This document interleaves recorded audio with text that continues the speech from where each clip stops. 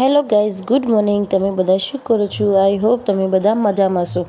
Finally આપણી morning થઈ ગઈ છે અને આજે હું બહુ લેટ ઉઠી હતી ગાઈઝ, તમે જોઈ શકો છો. અને રવિ એન્ડ મારું બેબી તમે જોઈ શકો છો, અમે 3 જણા આજે બહુ લેટ ઉઠ્યા હતા.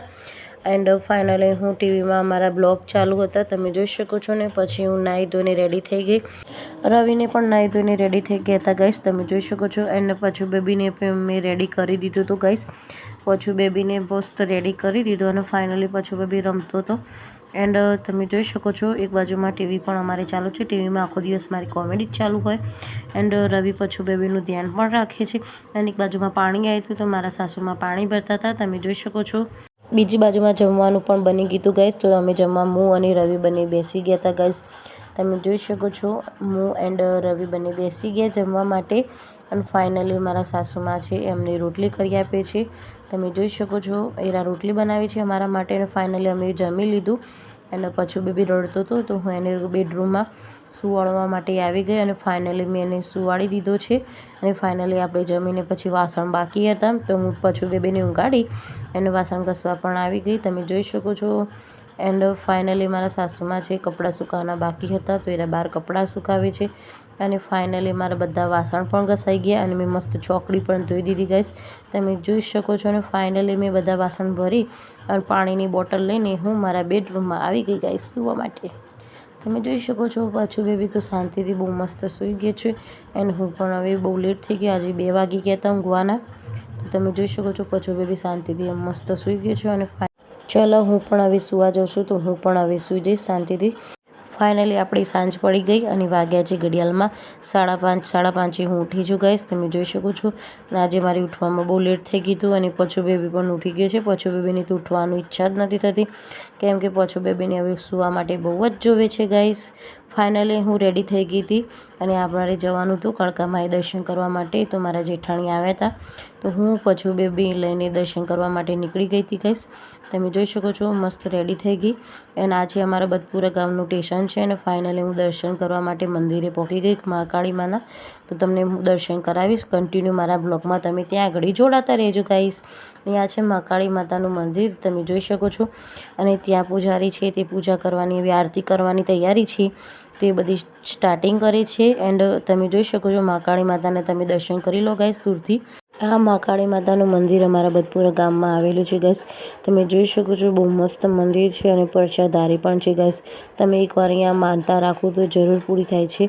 અને ફાઇનલી આરતી કરવાની પણ સ્ટાર્ટ થઈ ગઈ છે ગાઈસ, તમે જોઈ શકો છો. અને ફાઇનલી તમે દર્શન પણ બધા મસ્ત કરી નાખો. તમારી પણ જે સપના હોય, મનોકામના હોય, જરૂર પૂર્ણ થશે. પછી હું અને પછો બેબી મંદિરની પરિક્રમા કરતા હતા ગાઈસ, તમે જોઈ શકો છો. પછો બેબીને દર્શન કરાવું છું. પછો બેબીને પ્રસાદી પણ મેં ફાઇનલી ખવડાવી દીધી. અને હું દર્શન કરીને અને મારી જેઠાણી પણ ત્યાંથી અમે નીકળી ગયા ઘરે આવવા માટે, કેમ કે આજે મહાશિવરાત્રિ હતી. તો મારા મંદિરમાં અમારે જે પૂજા કરીએ છીએ મંદિરમાં પણ મહાઆરતી હતી. તો ફાઇનલી અમે ઘરે પણ આવી ગયા ગાઈસ, તો તમે તો ઘડી મારા બ્લોગમાં જોડાતા રહેજો ગાઈસ.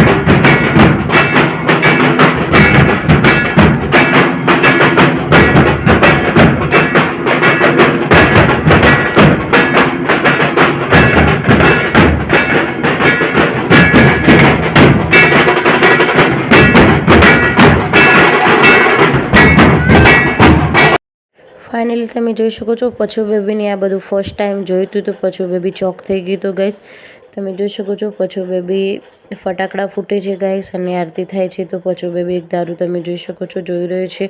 અને ફાઇનલી પછી હું ઘરે પણ આવી ગઈ ગાઈસ. તમે જોઈ શકો છો પછો બેબીને ખવડાવી પીવડાવી નહીં એને શાંતિથી સુવાડી દીધું છે. અને પછો બેબીને ગમે તેટલો ઉઠાડો પણ એ ઉઠતો જ નથી ગાઈસ. ચલો ગાઈસ આજના માટે આટલું જ. ફરી મળીશું મારા બ્લોગમાં. તો એ ઘડી મારા બ્લોગમાં તમે જોડાતા રહેજો. ઓમ નમો નારાયણ.